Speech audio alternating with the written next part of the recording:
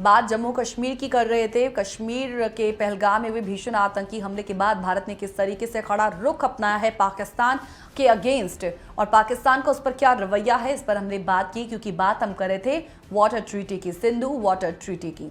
लेकिन इसके बाद हम बात करेंगे टेररिज्म को स्पॉन्सर करने की, क्योंकि इसी को लेकर पाकिस्तान के एक मिनिस्टर की ओर से एक बहुत ही अचंभित कर देने वाला स्टेटमेंट आया, और उसके क्या एस्पेक्ट्स हैं उसे समझना जरूरी हो जाता है।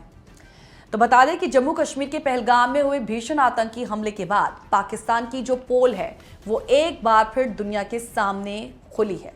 इस हमले में क्योंकि 25 से ज्यादा लोगों की मौत ने अंतर्राष्ट्रीय समुदाय को झकझोर कर रख दिया है। इस हमले के बाद पाकिस्तानी रक्षा मंत्री ख्वाजा आसिफ ने एक इंटरव्यू में जो कबूलनामा किया वो न सिर्फ पाकिस्तान की दोहरी नीति को उजागर करता है, बल्कि अमेरिका और ब्रिटेन जैसे देशों पर भी बड़े सवाल खड़े करता है। यहां आपको बता दें कि ब्रिटेन के एक न्यूज चैनल को दिए इंटरव्यू में पाकिस्तान के रक्षा मंत्री ने कई बड़े खुलासे किए। मंत्री ख्वाजा आसिफ ने स्पष्ट स्वीकार किया क्लियरली कि पाकिस्तान ने दशकों तक टेररिज्म को समर्थन, ट्रेनिंग और फंडिंग दी है। उन्होंने इसे अमेरिका और पश्चिमी देशों के लिए किया गया डर्टी वर्क बताया है।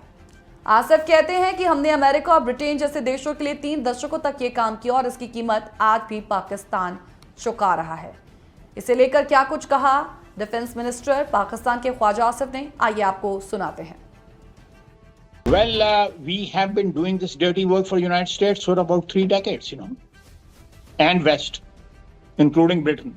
I personally and our government also in last 2 days, we have condemned it categorically, without any reservation, that terrorism in all its forms is something which should be condemned as strongly as possible.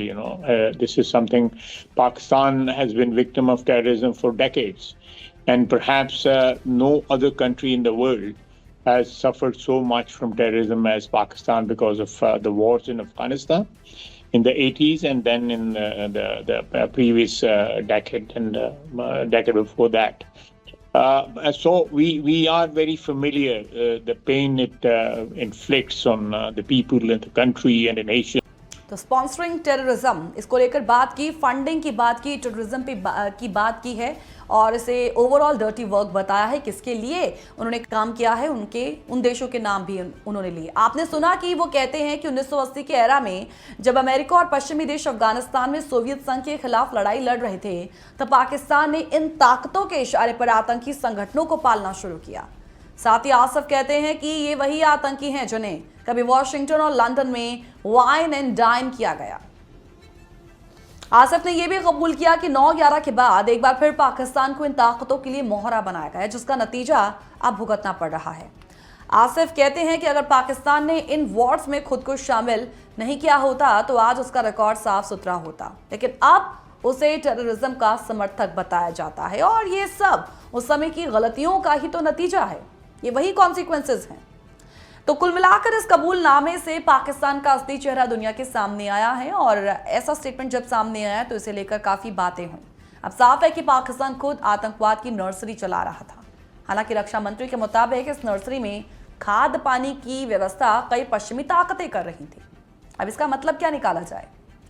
जब ख्वाजा आसिफ से लश्कर तैयबा और इसके सहयोगी संगठन the resistance front यानी कि TRF को लेकर सवाल किया गया था उस इंटरव्यू में, तब उन्होंने कहा कि लश्कर अब पाकिस्तान में मौजूद नहीं, लेकिन ये सफाई उनके खुद के बयानों से मेल नहीं खाती, क्योंकि TRF ने ही पहलगाम हमले की जिम्मेदारी ली है और ये संगठन LET का ही प्रॉक्सी माना जाता है।